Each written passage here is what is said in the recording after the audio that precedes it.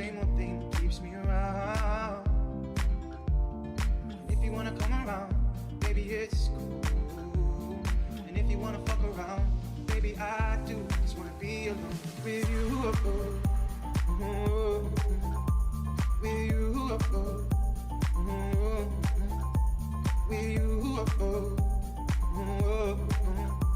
With you. Just wanna be alone.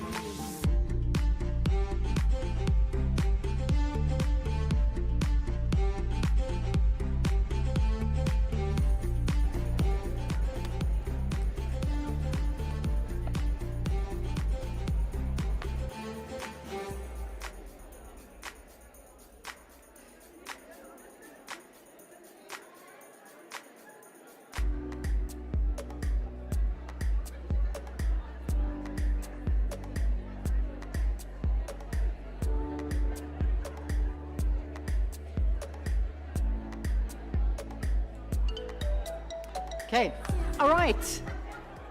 Okay, everyone, let's get this afternoon session started. I hope you all are full and a bit livelier than we were at the end of the last session. I can feel my eyes have opened again, which is a good thing.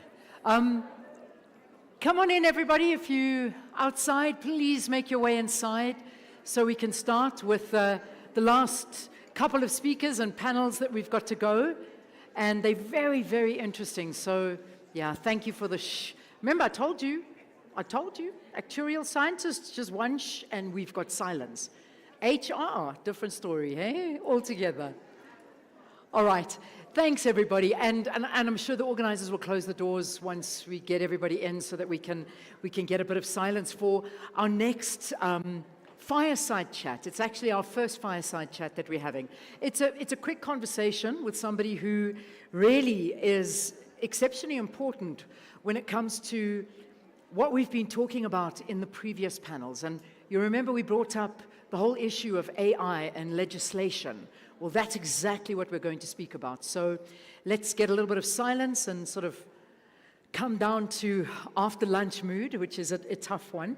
But it is our pleasure to have with us this afternoon Mlindi Mashologu, who is the Deputy Director General of ICT Information Society and Capacity Development at South Africa's Department of Communications and Digital Technologies. If I could just ask everyone, please keep quiet. Thanks, thank you. I thank you. With 26 years of experience in the ICT sector, Mlindi leads the country's digital transformation efforts, focusing on emerging technologies and bridging the digital divide. He holds multiple advanced degrees, including an MN in telecommunications, an MBA, and a PG DIP. I can't even say them. That's how good they are. In future studies, and is currently pursuing an MPhil in future studies. I love that.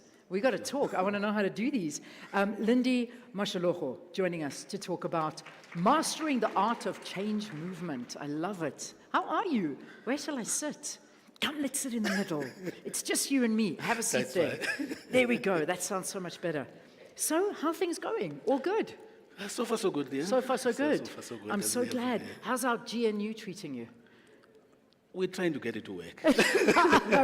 Make it work. Make it work. We've got an interesting new communications minister, so it should be good good progress, no doubt. Yeah. So let's talk about some of the things that are in the pipeline. We talk about ICT, Information Society and Capacity Development within the Department of Communications. What is the current state of AI regulation in South Africa? And how does it compare to other countries? Because I'm not sure if you were here for our previous panel. We had, I think it was Nomsa, I'm not sure who was saying it, but one of our panelists was saying how advanced we are. So I'm already pipping you to the post and giving you an easy job. Because they were saying in comparison, we're doing exceptionally well. We're not there, but we're doing well. There, yeah. So how are we doing? No, thanks, Leanne. I think firstly, Leanne, we understand that as a country, we are faced with this mammoth task of AI, which is impacting, all sectors of our economy. And currently, what is happening is that we are still on the infancy in terms of the regulations in AI. There are some laws, that have got, some personal information, like the POPI Act, Cyber Crimes Act, so they do address some data privacy, cybersecurity concerns, but they don't fully, address the issues that are posed by AI, which include like your algorithmic bias, transparency, and ethical consideration. But yet, that is not all lost. We've just published a document as a department, which is an AI policy framework, where we are trying to build a policy in AI. So the policy is going to lead towards the regulations.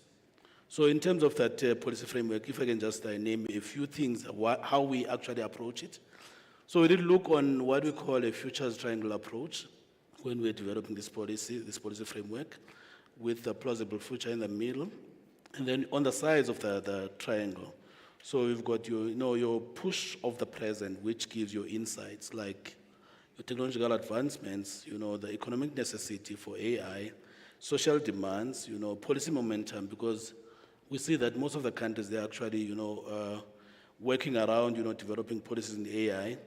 But then if you look on the push of the present, which is a foresight, so we're looking on economic transformation. So we want to use the AI to transform our economy, but also we look into the sustainable development and also global leadership, because we want to be, at the forefront of AI in Africa. Then the last point, on that triangle is the weight of the past, which gives us our hindsight, which then we still have got the challenges like a digital divide. We all know that, South Africa is still impacted by digital divide, but also historical inequalities. Then, so what we're trying to do, we're trying to cut a middle ground, trying to balance all these factors, to make sure that we can have an AI policy that can drive, the innovation in the country, but also not impacting too much in terms of, like having people losing their jobs and all that. So that is what the work that we're currently doing. Yeah. So when we look at some of the gaps in South Africa, what would you say they are, particularly within the AI regulatory framework? Where are you struggling slightly? I think that the gaps, Leanne, we're looking on, if now we look on legislation, there are some countries that have done legislations, like if you look on the EU, they have done the legislation, the EU Act, and some other countries, the US have come up with the legislation as well. But also in the Far East, China, they have come up with some strategies, and also the South America, they do have some strategies as well. But what we see currently as a problem that we're facing in terms of the gaps is that if we don't have ethical guidelines and bias in AI, it creates a problem, because you'll find that, we can develop these solutions, but these solutions might not be ethical and might actually create societal inequalities. So we are looking on those aspects. But also there is an issue of transparency and accountability, because one of the things that we want to do is to make sure that whenever we develop the AI solutions, they are transparent, and also people who develop them can take personal accountability. Yeah. So it's one of the gaps that we see. But also I think the last point that I want to talk on that one is that the regulation from the high-risk AI solutions. So if now you look on the issues like, autonomous vehicles, the healthcare, if those ones you don't have a proper regulation, you'll find that, they can make decisions that actually can be very harmful to us as humans and also to South Africans. I think those are some of the challenges that we are trying to address currently in terms of, the AI regulations and also the policy as well. Yeah, I can imagine. Those biases are very, very important, and they've taken a big crux of the conversation that we've been doing today as well.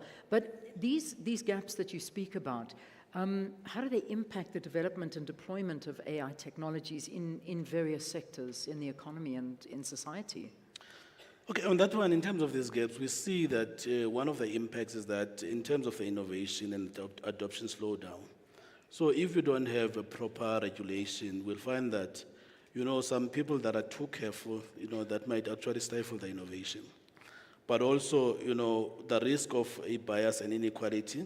So without these, we'll find that, we can develop the solution that will have, bias, and, they can actually result, in society being, how do I put this thing?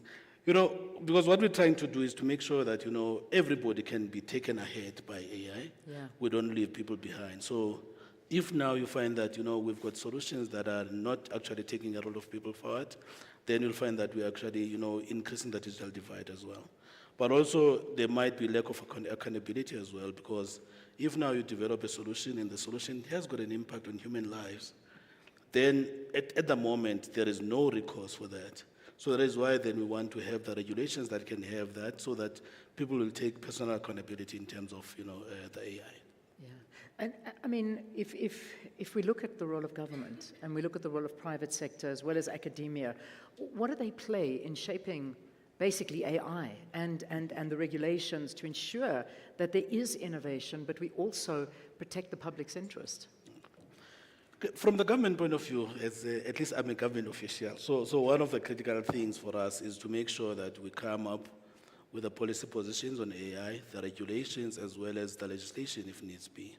So that is the most important thing, and it's the work that we're currently doing. But also we need to make sure that we protect, the public interest, because we have to make sure that, whatever that we do, human interest is taken care of, but also we need to facilitate collaboration.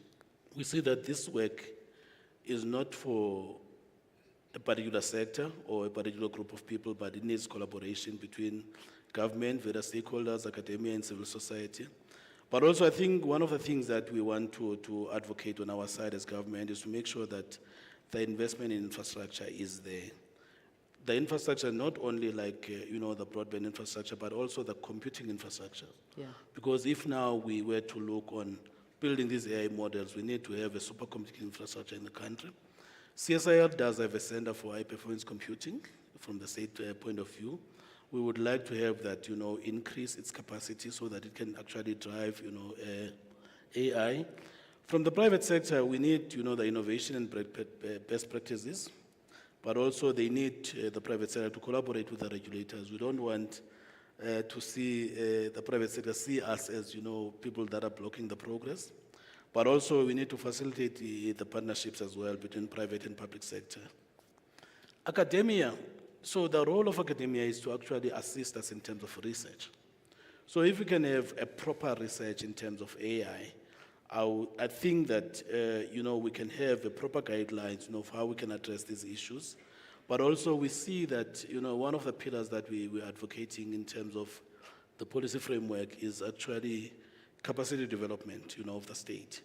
So academia then is going to play a significant role in terms of capacity development, because we need to have, people trained in AI from the fundamentals, from the basic education going up. Because one of the things is that if you don't build, the capability of AI from the foundation, you'll find that by the time you go to tertiary, you're quite old at that time. So we need to bring, people from the very early ages of their life in terms of AI. Yeah, very much so. And that's a big conversation we had earlier this morning, talking about the foundation phases of education and how important it is.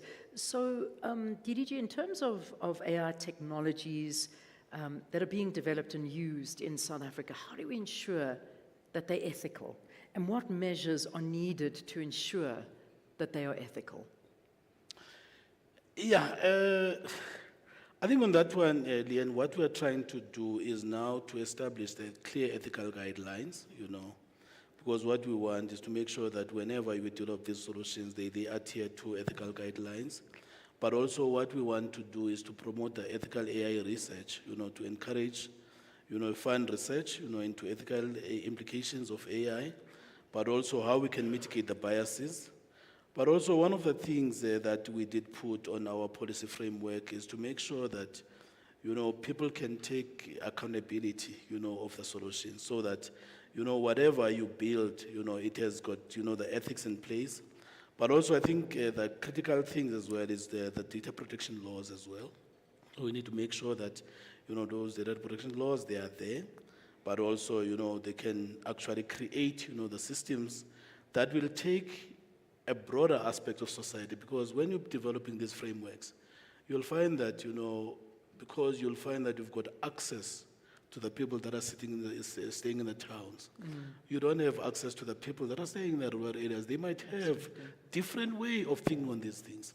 So that's one of the things that we're trying to advocate, to say that whenever you develop the systems, you must incorporate a large pool of data, and also data coming from different, demographics in the country. Yeah. So that is the work that we're trying to do. I mean, somebody was earlier this morning talking about something, and it's the truth. You know, you have, and you'll giggle at this because we did as an audience as well. If something happens to a staff member, you'll have the city wife coming to claim, and then you'll have the rural wife arriving later. And it's not even a fallacy, because this happens. It's real. And these are the kind of things that every country is different. Every country has its own ways.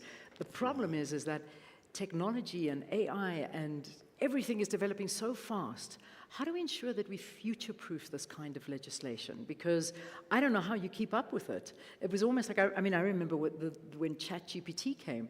It happened what felt like overnight. It was launched and it took the world by storm. And these are the kind of things that are happening all the time. So how do we future-proof this regulatory framework?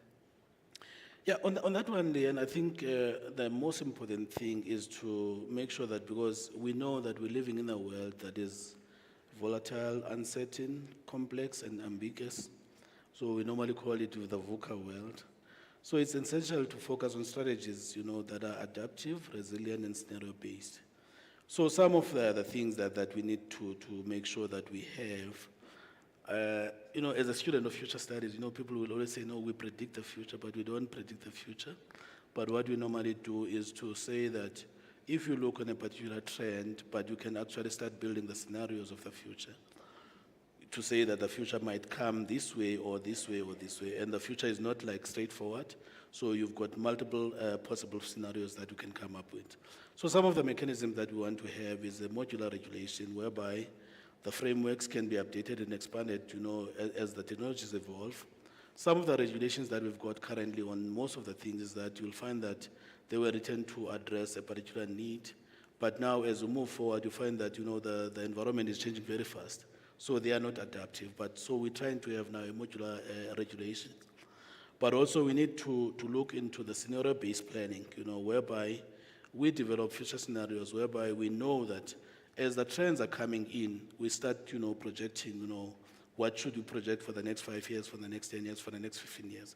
So that is the work that we're trying to do, but also in terms of principle-based regulation.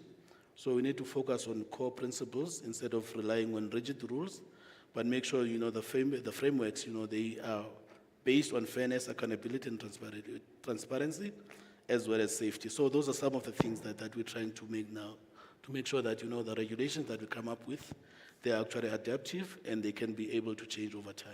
All right. So that's the work that we're currently doing. DGG, thank you. Thanks so much for giving us just a little bit of a brief overview of what's a very important aspect that's going to, or is affecting companies and how they manage this whole AI and the technology around it. Please, let's give him a round of applause. Thank you so much. Yeah. All right. Thanks, DGG.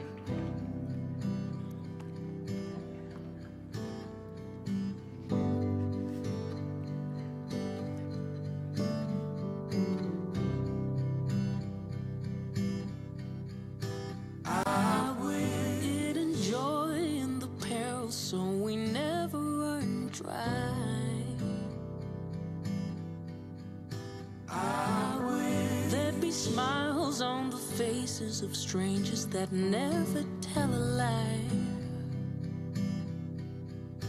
I wish that the hues of our skin wouldn't mean any suffering. I wish that the love I embraced wouldn't mean that I'd die tomorrow.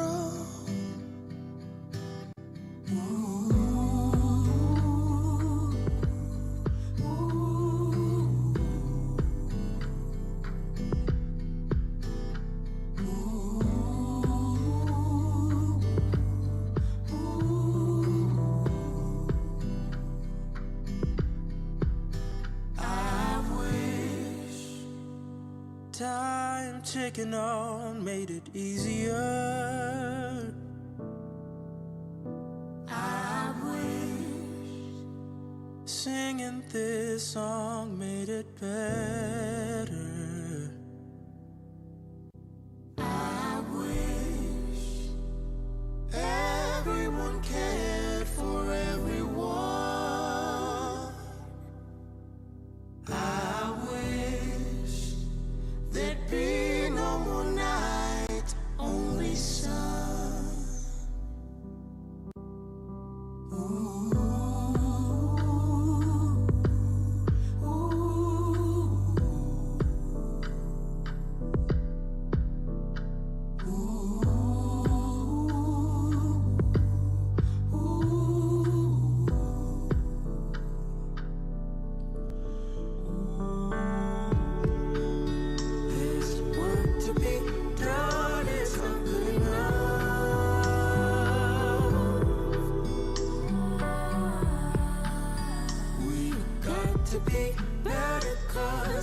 Wishing on a star will change it.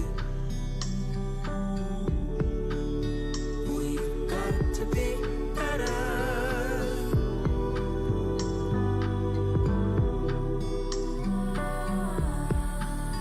We've got to be better.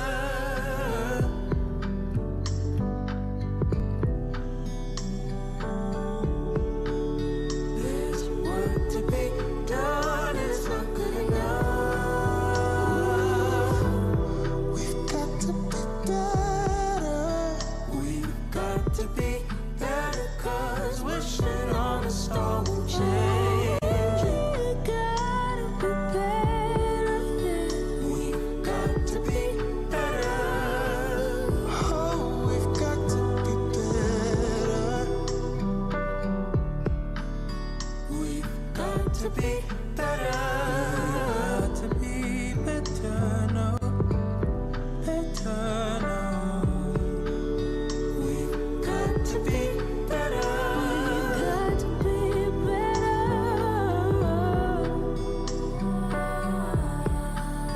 We've got to be better. We've got to be better. Wake up and change it. We've got to be better. Be better. Got to be better. We've got to be better.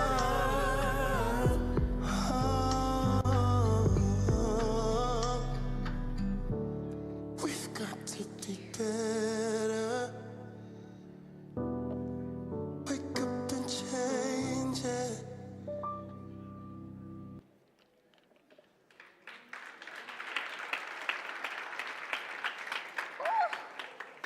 The lights. Oh. Oh, I don't know which one is better, to speak before lunch or after lunch, because wow. Ladies and gentlemen and gender non-conforming individuals, did you enjoy your lunch? That's good to hear, because we're still going to feed you more, right? My name is Hlengwe Vilakazi, and today I'm just going to touch on a few things. I think Leanne has already highlighted the case study for today. Ladies and gentlemen, and gender non-conforming individuals, us in our organization, some people might look at the ST as another situation that we now need to be